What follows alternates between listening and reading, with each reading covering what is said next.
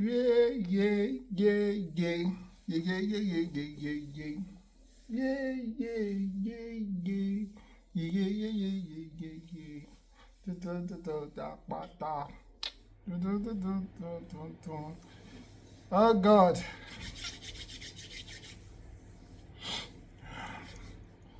Assalamu alaikum to everybody. Good morning to everybody.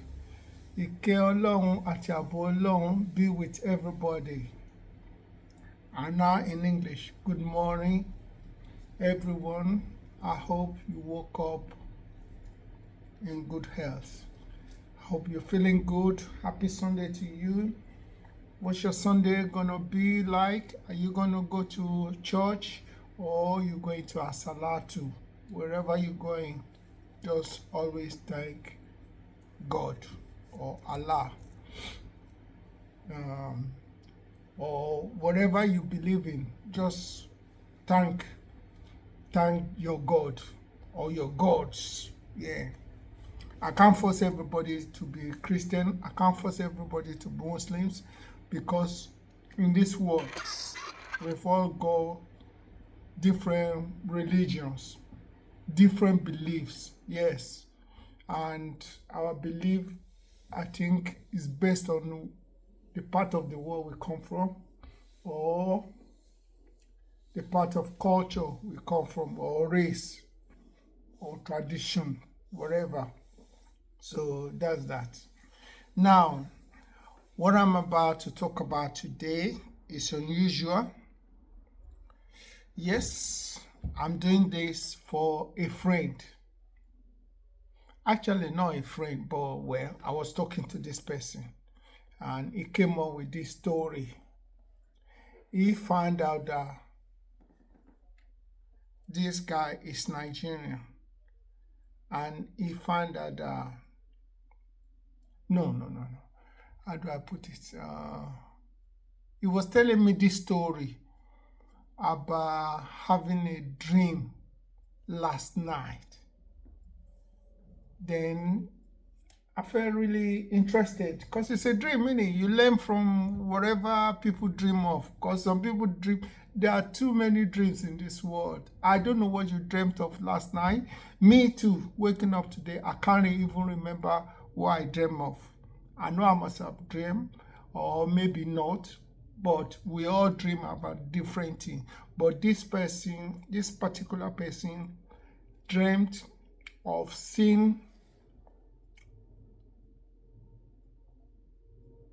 a friend who had died this year.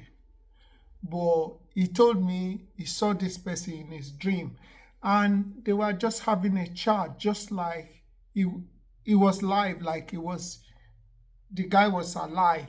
Him too, obviously the guy was alive too. So I mean, he's still alive, he's alive too. But they were just having conversation like it was real life. He was talking to his friend Ray, and they were playing, they were enjoying themselves, they were happy. It was like, the dream was like real life, according to the way he explained it to me. And then what I've come here today is, I'm not going to mention the guy's name, and hopefully the guy won't see, and obviously I'm not mentioning his name, so he's not going to be upset with me. So wherever you come from and you're watching me now, maybe you are from Cuba, Haiti, Asian, India, all countries in Asia, or you're from Europe, or you're from Africa, wherever you come from in this world and you're watching this now, please do me a favor. You can come up and talk about it, or some people are camera shy. I know some people are camera shy. So I'm not going to ask everybody to come on and start talking about what they know. I'm asking you, what is your own interpretation of this kind of dream? What is your own interpretation of this dream? Somebody had a dream of someone, a friend, who died this year. And according to him, in this dream, the dream was like alive, like it was real life, the dream. So they were chatting, they were being friends, everything. They were just talking together, And in the dream, he didn't even realize, this guy didn't even realize that, oh, this was a dream. And even in the dream, he didn't even know that the guy had died. So it was real life. So I'm a Nigerian. I was born in Nigeria, but I've been living in UK for over 37 years. So, but what do you think from your own cultural background or race, culture, wherever you come from, whether you from Pakistani, Pakistan, or something like that, or Bangladeshi man or woman, how will you interpret, or how do people interpret that kind of dream when you die? When you have a dream of somebody who is already dead, and you have a dream, and the dream was like the guy was still alive. You are having normal conversation, like the guy was alive in the dream. He was alive in the dream. The dream was live. You didn't even think or remember if the guy was dead or not. It was just like real life. So from where you come from, in any part of the world that you come from, how do you interpret that kind of dream? I need to know, because I need to go and advise this person. To be honest, I'm not going to advise him. I'm just saying it. I'm not going to advise him because I know be Jesus, I know be Allah, I know be prophet, I know be pastor. I'm nobody. You understand? So I cannot tell him this is the meaning, but I just want to hear it from your own cultural perspective. If you have a dream of seeing someone who had already died, so how will you interpret that? Does it mean I don't know what it means. I just told the guy, I said, I don't know, mate. I don't know, because this guy who told me is actually a West Indian. He's a Jamaican. So I just said, mate, don't ask me. You just said the dream, innit? Do I look like a F pastor to you? I don't want to use swear word, that's why I use F. Do I look like a pastor? Why are you telling me I can't interpret? When I dream, I just dream. That's it, end of. If it's a bad dream, yes, I wake up, we pray. That's what people do, innit? If you have a bad dream, you wake up, or when you wake up, you just pray about it. You pray all over it. You understand?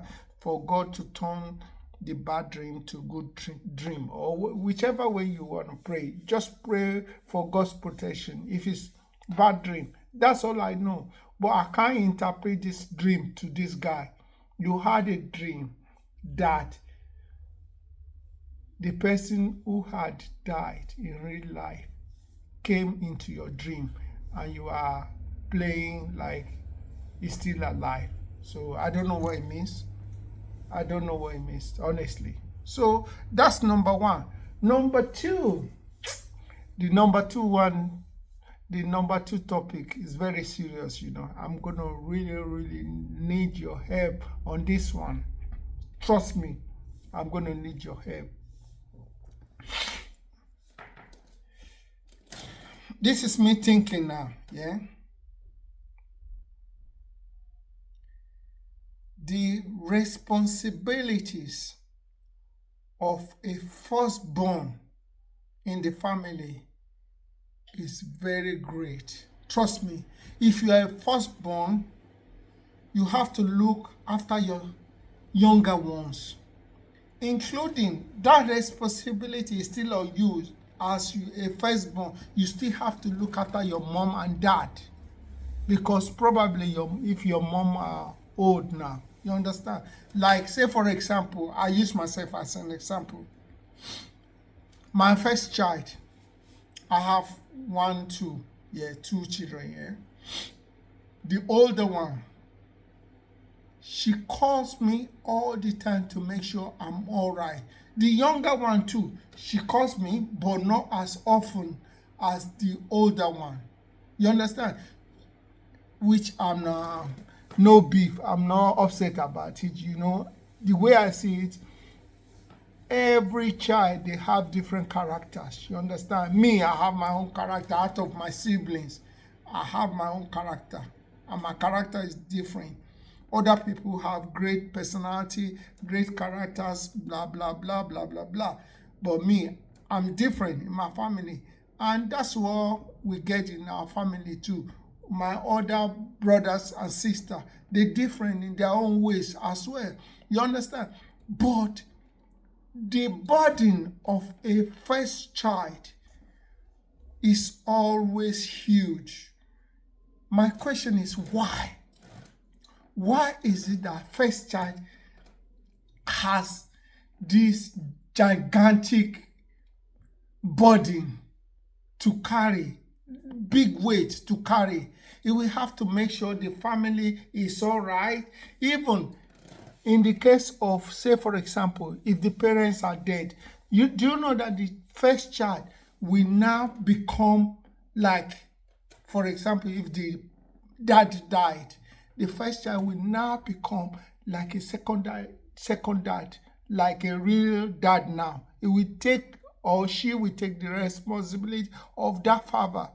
You understand? Even though the mother is alive, but she will transform from being a first child or a child to become like assistant head of the family. I'm using assistant as somebody like a deputy to the mother who is still alive. You understand? Now, who is going to look after first child? If a first child is sick, who will look after him? If a first child is unemployed, who will help him financially? Are you listening to what I'm saying? Am I making sense or not? If I'm not making sense, you can type. I'm not making sense. I don't mind. Happy Sunday. How you doing? Oh, I have to wear glasses to read from. Hey, is that Roger? Sorry, my eyes is gone. I can't read properly. I can't read.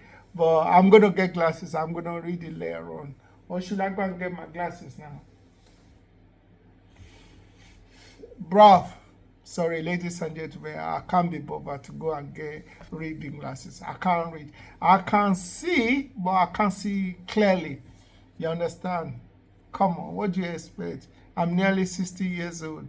You get me? I'm nearly 60 years old. The eyes is going bit by bit. Yes. So, in the case of if the first child or the firstborn becomes ill, becomes financially handicapped, who is going to take care of that first child? From your own cultural knowledge, wherever you come from, this is why I'm talking to the world. You know me, I don't discriminate. I have friends all over the world. White, black, green, everybody is my friend. So from whatever part of the world you come from, what do you think, who takes care of the first child? We've put in that weight on that first child. He's been looking after everybody, the siblings, the younger ones. You understand? He's been doing it, and he's been looking after the parents as well.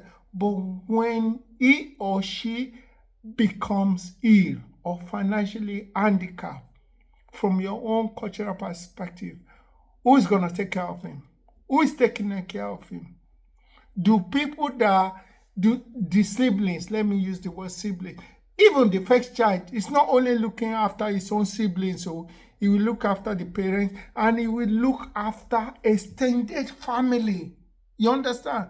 Like probably the uncle, the uncle's children, if applicable, he will look after it, or she will look after them. You understand? Now, do you know why I'm thinking this?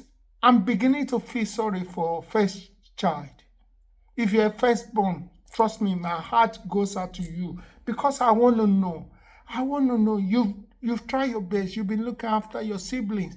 Now, when you become financially handicapped, unemployed, or worst off, if you have health issue, whatever health issue you have, who is going to look after this first child? Would they let you die like that?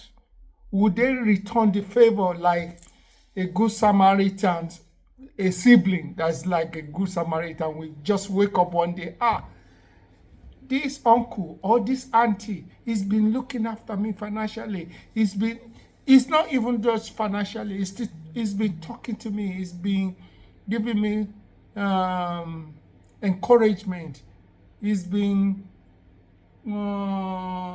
responsible for my education, he's been doing this. Now that this guy or this auntie or this uncle is sick, I need to repay him. I need to help him. Bearing in mind, as I always say, giving people money is not just showing that you are care. Caring doesn't it doesn't apply to, how can I put this, to financial benefit.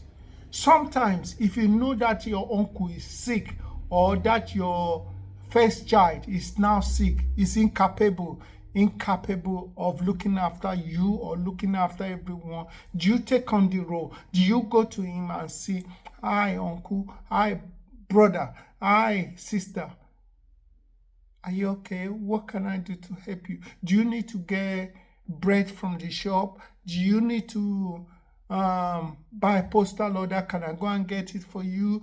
Do you need to go and do shopping? Can I help you to go and do shopping? So I want to hear from you. Trust me. I don't like talking and people listening all the time. I've done that for over 20 years on the radio. I'm on social media. I'm not going to do that now. I'm not going to do that again. I want interaction. Whatever you think, this recording is going to be on YouTube. You can go on my YouTube and leave your own comment. That's what I want. I want you to get involved. You understand? Let me know what people do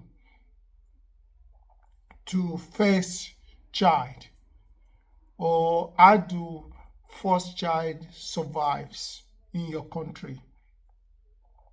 What are the responsibilities of a first child? How does a first child get help whenever or when he or she becomes ill or financially handicapped? When I use financially handicapped, I know that's a big word that many people might not be using every day. But let me just use, when that auntie or uncle or brother, elder brother, becomes unemployed, what do you do to assist him? Do people just leave him alone? After all, it's my brother, it's the elder brother. We just watch him until he dies. Why? People, let's think. It's always good to help, especially help those who have helped you in times of need. Did I say times of need, or time of need, whatever? You understand? When you're sick, when you need money, it's helped you. When you need advice, it's helped you. When you need whatever you need, or you've needed, that person helped you. Now, do you now think that, it's my turn to help this man or woman. He's done his best. Now, for some reasons, he can't do as he used to do. What do you do? What help do you render? Come on, we can't be too callous, or we can't be too rigid. We can't be too arrogant. We can't be too uncare, uncare person or persons. You understand? We need to return favor. You understand? When you get favor, you return it. When you think you can do it, please. Have a good Sunday. I want to send a shout out to my good friend. He's coming to my house today. We're going out for dinner. So we're going to have a good meal at a Nigerian restaurant. I'm not going to mention the name. You can guess what restaurant it is or it's going to be.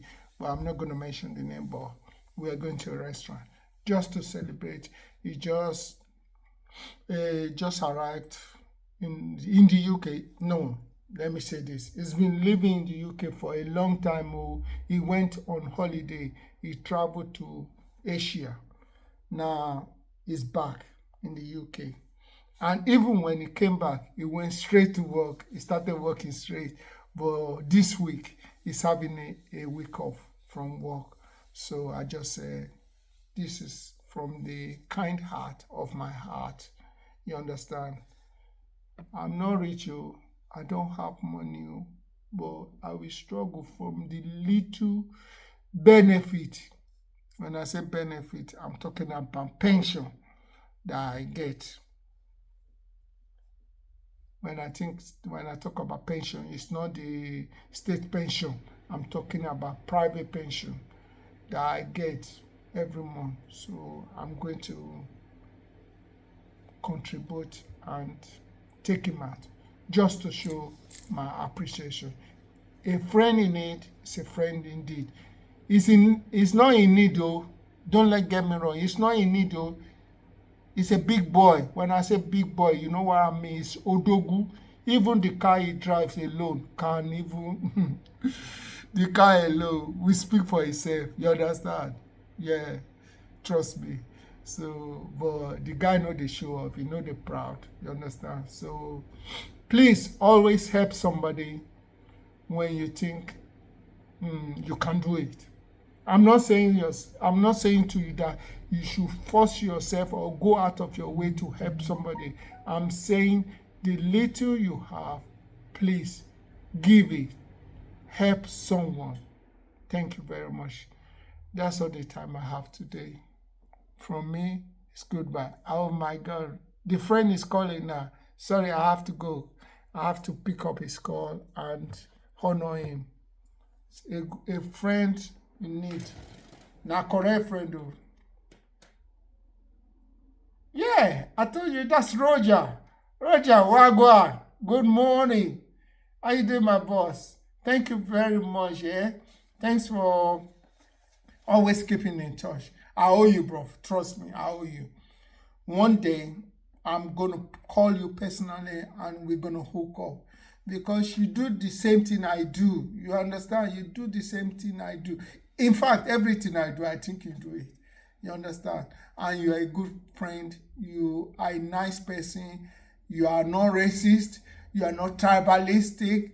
I'm using tribalistic, but it might not be the right word to use. So, my brother from Caribbean, one love always. Also, you know Sunshine. Oh, is it Sunshine? No, it's not Sunshine. What's his name? I'm going to meet up with him. Oh, what's his name? Oh, my God. There was this guy. Oh, Simpson. You know Simpson? I'm going to hook up with him. Maybe this week or next week. Okay, this week is gone already. This week or next week, I'm going to hook up with him. Do you know why? He was the guy that saved my life when I collapsed at work. I'm not going to mention the name of the company. I just went to work during COVID 2021, January. I collapsed at work and it was the one that revived me. He stood by me. He didn't say, oh, I'm not touching an African. No, no, it's not like that. Trust me, people shouldn't be racist or tribalistic. Trust me, we are all human beings. You understand? You can get a good, bad, or evil person in different culture. Trust me. So you can have good people in different cultures. People are different. Yes, there are some people that they don't like, they are just racist. Simple. End of. They're just racist. That's them. But I think maybe they inherited that racism from their parents or somebody, or from their cultural upbringing, or the area where they live when they were little. Me, I'm proud, and I keep saying it, yeah. I was born in Nigeria, yes, but my dad was sent to school by white people. And white people live in my dad's, we call it compound. I don't know what, should I use the word yard? Yard, yeah. They live in the yard. They rented my dad's apartment because my dad was, hello, my dad was a prince. My granddad was a king. So because my dad was a prince, so he's got many lands and houses. So he rented it to people from different culture, Ghanaians, Nigerian. I'm trying to remember who else is there. Yeah, Ghanaians, Nigerians, whites. Yes, of course, white. And even when my dad died, my mom, she built a church. And this church, you're not going to believe this.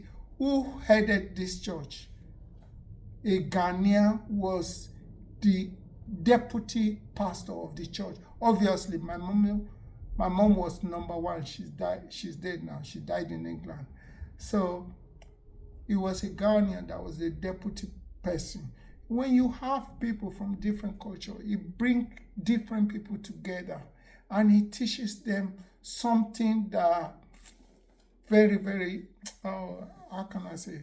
It teaches people anyway how to associate with people of all colors, or different colors, or different tribes, or different countries, or different races.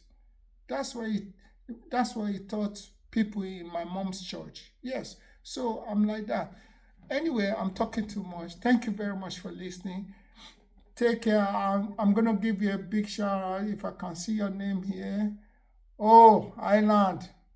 Shout out to my big promoter. I see you. Can you see? I'm stressing my eyes to read this. There's somebody there I can't read, but all the people I can read, I've mentioned you, and to those of you that I can't read. Who is this? Who is this? Korede something. Thank you very much for watching. Thank you. Have a nice day. Happy Sunday. Please let us help firstborn. Let's take that body, at least half of it or quarter of that body, from firstborn. Firstborn doesn't have to bear all the problem or all the palaver. You understand? So let's help them. You understand? It's not easy to be firstborn. Yeah, but now the good advantage that I want to say is, I may be wrong, don't quote me right, is, say for example, if your parents die, the firstborn will get the lion's share of the inheritance. Is that true? Am I talking bullshit, or am I making sense? It's the firstborn that will take the lion's share of the inheritance. Even if not the lion's share, but it will be looked after because of what he has done.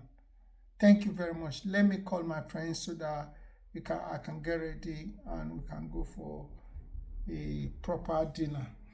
This is friendship dinner. Thank you. Bye-bye.